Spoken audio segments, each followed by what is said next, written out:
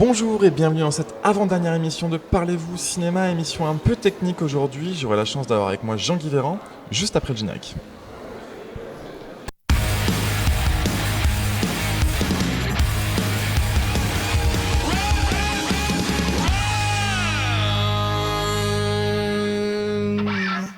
Bonjour et bienvenue dans cette avant-dernière émission de Parlez-vous Cinéma. On est toujours au 37e Festival international du film d'Amiens. Aujourd'hui, j'ai avec moi Jean-Guy Véran. Bonjour Jean-Guy. Bonjour. Donc mixeur qui travaille sur le son, sur les différents films. Et Sébastien Denis, professeur à la fac d'art qui va nous accompagner durant l'émission. Bonsoir Sébastien. Bonjour. Du coup, Jean-Guy Véran, le travail de mixeur, pour ceux qui nous regarderaient et qui découvriraient ce métier, en quoi ça consiste ? Alors, le travail d'un mixeur, du point de vue technique, on va commencer par le résumé technique. Ça consiste à doser des sons, nettoyer des directs, doser des sons, doser des musiques, donc harmoniser tout ça, un peu comme une recette de cuisine dans laquelle il y aurait un peu de farine, un peu de sucre, un peu d'œuf, etc.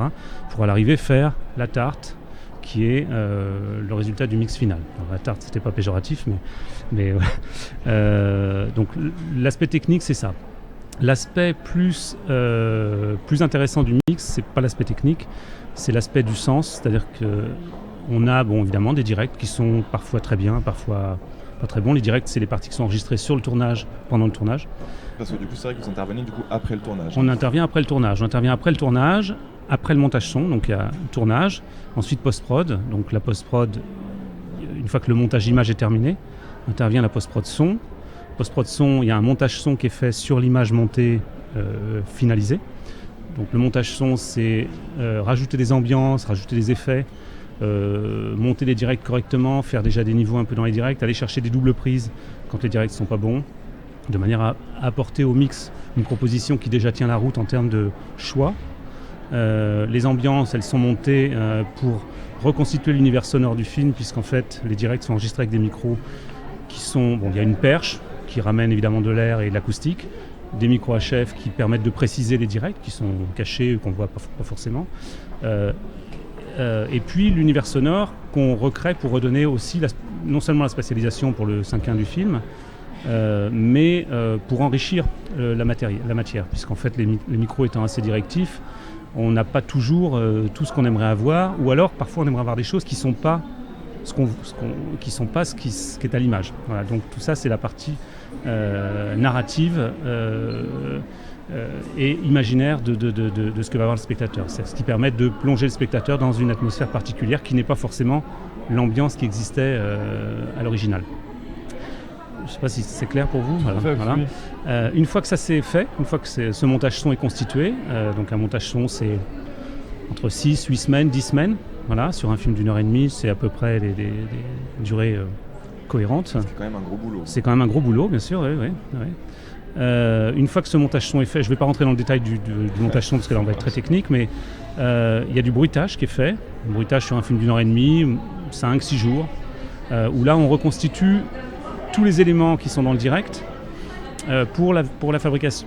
Déjà pour ajouter ce qui manque dans les directs, puisque les micros étant parfois un peu loin, on n'entend pas les pas des gens qui passent, on n'entend pas même les pas des principaux personnages, on n'entend pas leur présence, et puis tous les bruits accessoires, c'est-à-dire les prises de verre, les pauses, les touches de table, enfin tout ça, les canapés, les coudes. Donc en fonction des focales, on rebruite tout ça, on le réintègre de manière à ce que ça ne s'entende pas, c'est-à-dire que c'est là mais ça ne s'entend pas, on n'attache pas de l'importance au bruitage, il est là, par contre s'il n'est pas là, il manque vraiment plein de choses. Et donc, une fois que ce bruitage est fait, que le montage son est fait, on passe à la phase mix. La phase mixage, donc j'ai parlé de l'aspect technique tout à l'heure, à savoir le dosage des sons les uns par rapport aux autres, les équalisations, les largeurs panoramiques, les avants, les arrières, le centre, le nettoyage des directs, enlever toutes les sifflantes des directs, les compresser un peu quand il y a beaucoup d'écart de dynamique, etc. Enfin, ça, c'est l'aspect purement technique. L'aspect plus intéressant, c'est l'aspect narratif. C'est-à-dire pourquoi on va doser une ambiance plus faible ou plus forte, pourquoi on va doser un effet d'une sirène comme on entend là par exemple, ou pourquoi on va essayer de l'enlever sur un direct. Si c'est entre les mots, on peut même l'enlever et ne pas avoir de sirène, ou alors on peut très bien avoir une demande qui va être géré par le monteur son du réalisateur, qui consiste à dramatiser une séquence en rajoutant une sirène très très loin, parfois un élément très très lointain a plus de force qu'un élément très fort, rajouter des brouhahas de voix comme on a là, alors qu'on ne les aura pas forcément dans la prise de son. La pièce peut avoir été tournée avec personne, donc il n'y a aucun bruit, donc on va reconstituer tout ça. Et après ça, c'est comment on les dose, à quel niveau on les dose, pourquoi, et qu'est-ce qu'on cherche à faire avec ces dosages. C'est-à-dire que où on emmène le spectateur dans l'histoire, avec juste la narration sonore, comment on crée une tension, en équalisant, en diminuant, pas forcément en mettant une musique d'ailleurs, la musique c'est accessoire, c'est pour décorer, ça apporte parfois des choses, parfois ça peut aussi tuer une séquence. Donc voilà, le mix c'est plus cet aspect-là, la partie intéressante du mixage c'est la partie narrative et la partie constructive de l'ambiance et de l'émotion de la séquence. C'est vraiment là une sorte de création d'ambiance et au final même, votre travail souvent on le... Presque quand il n'est pas remarqué, au final, c'est que le travail est réussi. Exactement, oui, c'est ça. C'est qu'un mix où on sort du film en ayant eu les sensations escomptées par le réalisateur sans s'en rendre compte. C'est ça. C'est réussi, effectivement. Ou un film où on sort du mix en disant oh, tout est trop fort, tout est trop fort. Alors, il peut y avoir des moments très forts, c'est une volonté. C'est un peu comme en musique classique, vous avez des fortissimos et des pianissimos. Donc ça, c'est la dynamique. En mix, c'est pareil. On peut avoir des moments très forts qui peuvent donner lieu à des moments très silencieux. Et pour avoir ces sensations de moments très silencieux, on va aussi jouer sur ces contrastes de volume qui vont accentuer les moments de silence. Voilà.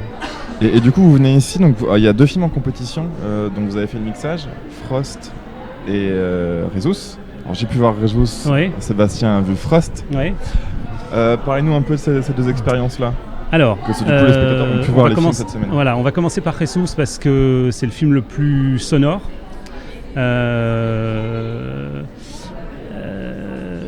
Fernando Guzzoni a mixé son premier film déjà à l'époque, qui est un réalisateur qui recherche, qui a une esthétique sonore très chargée et en même temps des choix radicaux, comme son image d'ailleurs, il y a des partis pris radicaux.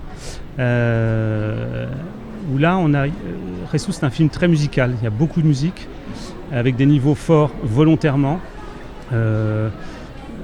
pour accentuer justement les problèmes de l'adolescence, le rapport entre le fils et le père.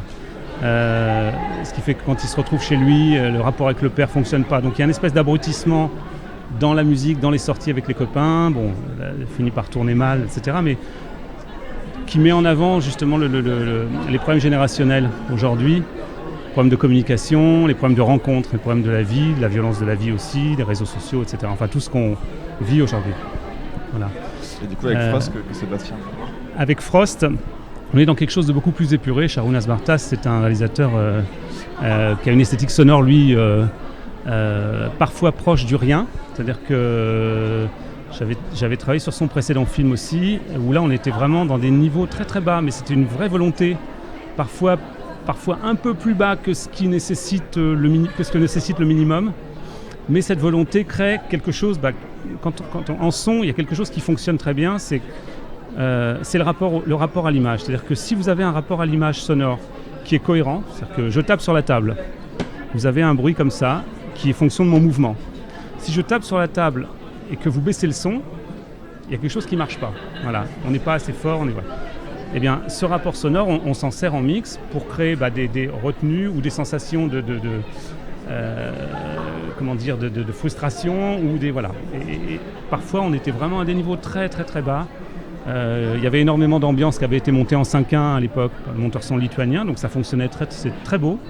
Mais c'est vrai qu'on était sur presque une expérience par moment de silence, mais pas de vide, de silence. Silence habité, de nuit, voilà. Et des dialogues toujours très contenus, très retenus, parfois un peu en dessous de ce qu'il faudrait. Voilà. Donc c'est vraiment 2 types de réalisateurs, un lituanien avec une esthétique sonore et visuelle qui est la sienne, un colombien avec une autre radicalement différente, tant pour l'image que pour le son. C'est ça qui me semble intéressant, c'est que ces esthétiques-là, elles rendent compte finalement vraiment de l'univers du cinéaste. Exactement. C'est quelque chose qu'on ne voit pas. On analyse très peu finalement le son quand on analyse un film. Non.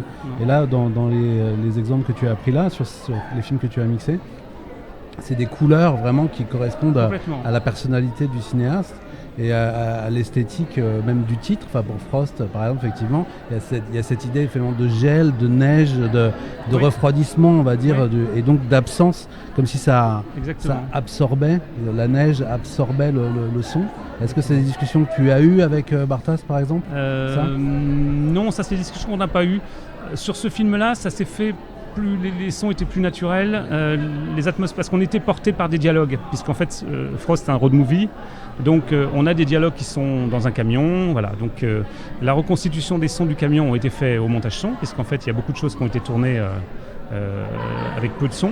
L'ingénieur du son a fait un très beau boulot, je ne me souviens plus de son prénom, magnifique boulot de prise de son sur les directs, ce qui a permis d'avoir des directs très propres, et du coup ce qui a permis au monteur son de reconstituer l'ambiance des roulings, des roulings intérieurs, c'est-à-dire les bruits de moteur, etc. Je me souviens d'une discussion assez importante entre Charles Bartas et Benoît Gargonne, qui était le monteur son, sur la texture du son, par exemple. C'est-à-dire que pour trouver le bon son de camion, ça a duré plusieurs semaines. Alors que ça fonctionnait. Ce que montait Benoît fonctionnait, c'était pas ce que voulait Sharunas. Et du coup, une discussion importante là-dessus, juste pour trouver le bon son de camion, qui pour tout le monde peut paraître totalement absurde, mais à l'arrivée il y a une vraie esthétique. Voilà, c'est un vrai choix de réalisation. Non, voilà. Alors, on oublie souvent que les problématiques de l'image, au final, sont les mêmes au son. C'est juste qu'on en parle moins. Bien sûr, on en parle moins. Le problème des films, c'est que souvent on en parle à travers la presse, on en parle à travers des médias qui du coup montrent des images mais ne montrent pas les sons ou très peu, ou alors les montrent surmixés parce que c'est des bandes annonces, et du coup on en parle strictement jamais. Et même en études cinématographiques, c'est-à-dire là à la fac on étudie le cinéma, très rares sont les profs qui s'intéressent au son, c'est-à-dire on montre un extrait et le son paraît naturel, alors que Jean-Guy là vient bien de dire qu'en fait il n'y a rien de naturel. Non, il n'y a rien de naturel. Tout est retravaillé. Bon, si, parfois il y a quand même des choses naturelles, évidemment, mais on rajoute toujours quelque chose. C'est-à-dire que vous avez une ambiance de rue, un personnage qui se déplace, deux personnages qui parlent. Autour de ce direct, on va rajouter, on va densifier, on va remettre des sons plus silencieux. Enfin, c'est le monteur son qui fait ce travail. Va remettre des sons plus silencieux, des sons plus graves, des sons plus riches, avec lesquels nous on va jouer au mix pour que ça paraisse pas linéaire. Donc on va s'amuser avec ces sons. Des ambiances stéréo pour alimenter le gauche-droite du centre. Parce qu'en 5-1, vous savez, vous êtes à gauche, centre-droite, arrière-gauche, arrière-droite. Enfin en 5-0. Et donc du coup, il y a des ambiances stéréo qui vont servir à alimenter l'avant, des ambiances stéréo qui vont servir à alimenter l'arrière. Et parfois, pour une séquence qui peut vous paraître une séquence silencieuse, par exemple, on va se retrouver avec une vingtaine d'ambiances qui sont montées, stéréo, et une dizaine ou six sons mono, par exemple, pour quelque chose qui à l'arrivée va être quasi inexistant, un silence. Mais sauf qu'un silence, ça se construit, voilà, et que si vous enlevez ce silence, il reste le direct tout seul. La sensation n'est pas du tout la même. Voilà. Oui, c'est une question de matière finalement aussi. C'est une matière sonore. Et ça, c'est vrai que c'est justement ce qui n'est pas analysé. C'est cette matière. C'est ce qui fait matière. Tout comme dans l'image, ça paraît plus clair parce que tout le monde voit l'image. Alors que le son, il y a quelque chose qui apparaît plus naturel dans le sens où l'oreille le capte et ne l'analyse pas. Voilà. Alors que le cerveau, les images qu'on reçoit, on les analyse dans leur matière. Donc dans leur texture, dans le fait que c'est flou, c'est net, on le voit. Un son, par exemple, il peut être net ou flou. C'est ce que tu disais, d'être sur un son comme ça ou sur un son plus éteint. La texture du son n'est pas du tout la même, et ça a la même, exactement, c'est 50%. Enfin, c'est George Lucas et puis plein d'autres cinéastes qui disent que le son c'est 50% au minimum d'un film. Minimum. C'est vrai que au minimum. Il y a plein de films pour lesquels c'est bien au-delà de 50%. Et évidemment, c'est un peu arbitraire de dire ça. Mais en même temps, ça a beau être arbitraire, c'est une réalité qui est totalement absente, quoi. C'est ça qui est étonnant. On n'en parle jamais. Et c'est vrai qu'il y a aussi une modestie. Je dis parce que Jean-Guy est un mixeur, un mixeur important. Et du coup, quand il y a une modestie que n'ont pas les chefs-op. Parce que les chefs-op, quand même. Non, il y en a heureusement, mais beaucoup moins. C'est-à-dire effectivement, il y a une modestie de l'homme de son ou de la femme de son. qui est énorme, parce que justement il y a cette question de ne pas se mettre en avant et donc finalement d'incorporer la volonté du cinéaste de manière à ce que ça ne se voit pas. Et donc c'est toujours cette question de l'absence, c'est-à-dire de ne pas être vu. Si on est vu, c'est qu'il y a un problème au niveau du mix. En photo, c'est pas vrai. C'est-à-dire le fait d'avoir une photo visible, c'est-à-dire où tout est avec des contrastes très importants, avec des couleurs très importantes, ça apparaîtra comme un style. Alors qu'en fait, s'il y a un style en son, ça peut apparaître comme du coup quelque chose d'une imposition qui est faite sur le spectateur. On reconnaît d'ailleurs plus facilement les directeurs photo que les mixeurs son. Hein. Bien sûr, bien sûr. Les directeurs photo ont une identité. Évidemment. Ce qu'on fait, messieurs, c'est qu'on continue la discussion juste après le petit récap de nos équipes volantes qui vont revenir sur la journée d'hier et notamment sur les métiers pas trop mis en avant du festival, notamment Jean-Marie Faucillon, le photographe du festival, et Teddy Devim, régisseur copie. A tout de suite.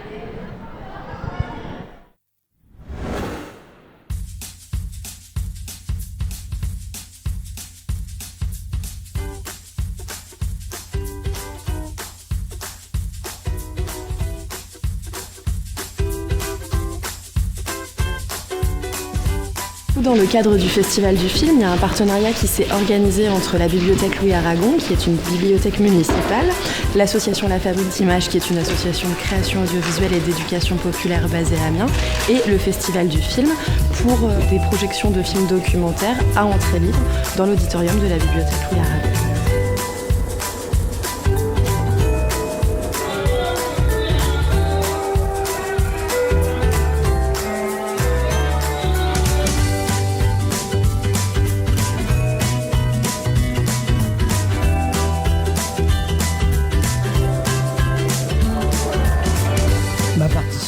C'est de photographier les invités du festival. Donc c'est des rencontres avec des réalisateurs, des producteurs, des comédiens, et pour identifier sur Facebook, bientôt sur le site, les participants au festival, et montrer les salles, montrer les coulisses, montrer les faquins en train de faire des lives. Voilà, c'est mon travail.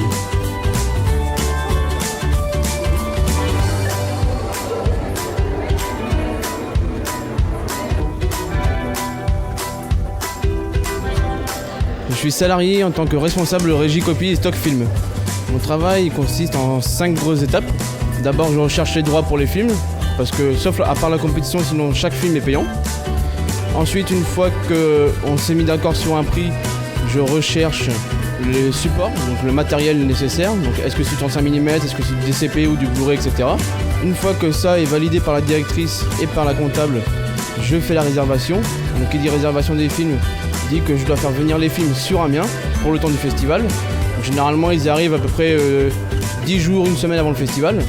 Pendant le festival, je gère le stock de films. Donc ça c'est la 4e étape, je gère le stock. Donc, ça veut dire faire les transports entre les salles.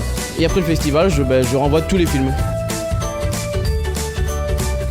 Je suis là au Festival d'Amiens, je présente mon film Ceux du Rivage. C'est un documentaire long métrage et c'est dans les compétitions de documentaires. C'est un documentaire noir et blanc sur l'attente de demandeurs d'asile quand les demandeurs d'asile arrivent en France. Absolument, je suis ravie, je suis très très contente. J'attendais pas, il faut dire la vérité. Mais là, je suis là et je suis très contente et on va voir le débat. Je sais qu'il y a un débat prévu après.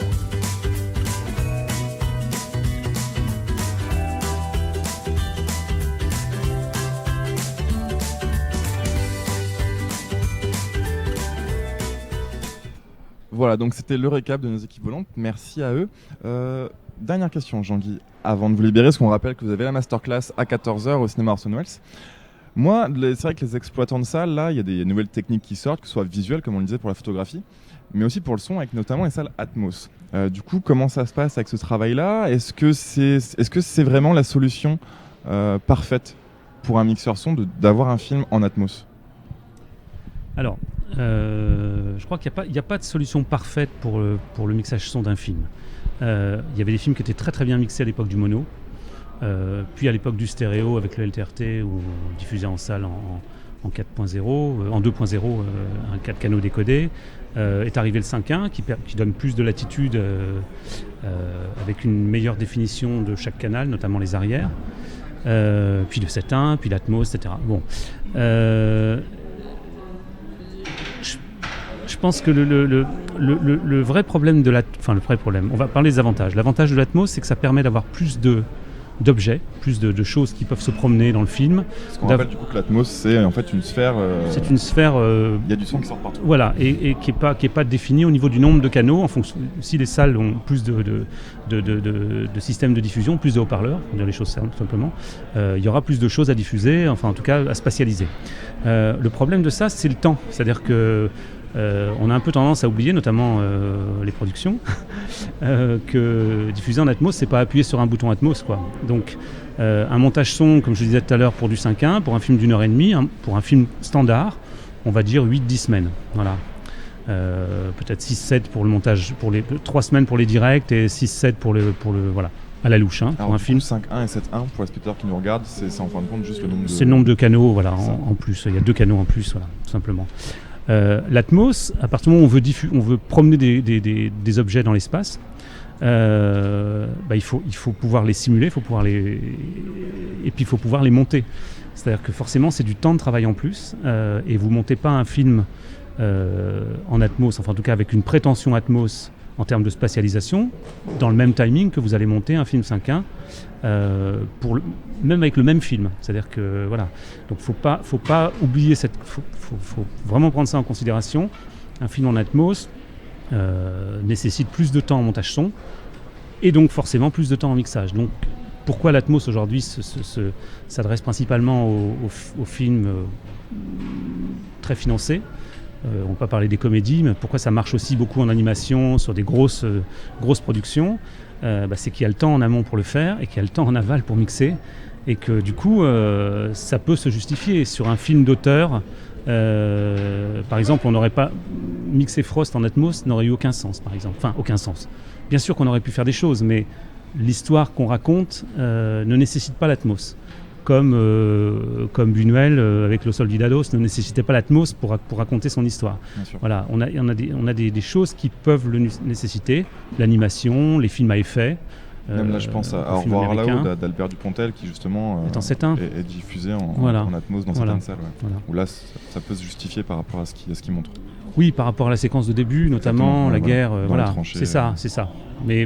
Mais en dehors de ça, il y a plein de séquences dans le film qui ne nécessitent pas l'Atmos. Et qui auraient aussi très bien marché en 5.1. Et d'ailleurs, la réduction se fait. De toute façon, la réduction descendante, voilà, bien sûr, pour le nombre de salles. Voilà mon simple... Merci Jean-Guy Véran. Juste avant de nous quitter, je crois que Sébastien Devient a une exclusivité pour nous. Donc c'est ici, pour la première fois, en direct, dans Parlez-vous Cinéma, en lien avec le travail de son. En fait, ce qui est important, c'est de dire qu'il y a quand même certaines universités où il y a un intérêt pour les techniques du cinéma. En l'occurrence, c'est le cas, moi, depuis que je suis arrivé à l'université de Picardie-Jules Verne.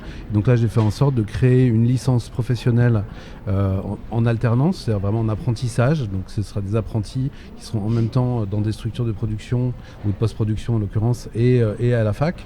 En partenariat avec le lycée professionnel de Saint-Quentin qui a déjà un BTS audiovisuel très important, et où du coup l'idée c'est de développer donc une licence professionnelle en métier de la post-production image et son, et en son en particulier. C'est vrai que l'idée c'est que j'ai mis en avant le son. Souvent on met en avant l'image et les effets spéciaux, les effets numériques, les effets visuels, ce qu'on appelle.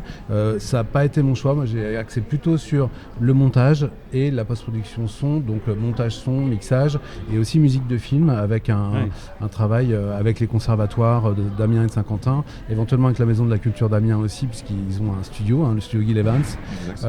Voilà, donc avec différents partenaires. L'idée c'est sur un an d'apprendre les métiers de la post-production, ou de continuer, puisque souvent les gens de BTS ont déjà un bon niveau technique, mais pour les étudiants par exemple de L2, de licence 2 de l'UFR des Arts, l'idée c'est d'aller justement de quitter d'une certaine manière un domaine strictement théorique, même s'il y a de la pratique, pour le coup pas mal de pratique quand même à Amiens. L'idée c'est d'aller sur une vraie formation technique où au bout d'un an on peut travailler à temps plein dans les métiers de la post-prod, image et son. Ça rejoint le discours qu'avait ici l'étudiant de la FEMIS, Caroline Zéo du documentaire, de cette importance de professionnalisation et vraiment de toucher à la chose concrètement dans ces métiers-là du cinéma. Absolument, et globalement c'est vrai que toute l'offre à partir de 2018, l'offre de l'UFR des Arts de l'Université de Picardie-Jules Verne, elle se professionnalise beaucoup, notamment effectivement le DU cinéma documentaire que beaucoup de gens ont suivi se transforme en Master Pro, cinéma documentaire, empreinte du réel. Et la licence, il y a aussi un autre DU en BD par exemple, qui se transforme en licence Pro BD. Et notamment là, une création, vraiment c'est une création totale, la licence professionnelle en alternance, donc en apprentissage, en métier de la post-production image et son. Voilà. Merci beaucoup à vous deux. On Merci vous laisse monter à la masterclass. Bonne journée sur le festival. On se retrouve ici demain, 12h30 en direct pour la dernière. On aura Anouchka De Andrade et Sylvain Fessier pour nous faire une sorte de petit bilan sur cette 37e édition. À demain, bonne journée sur le festival.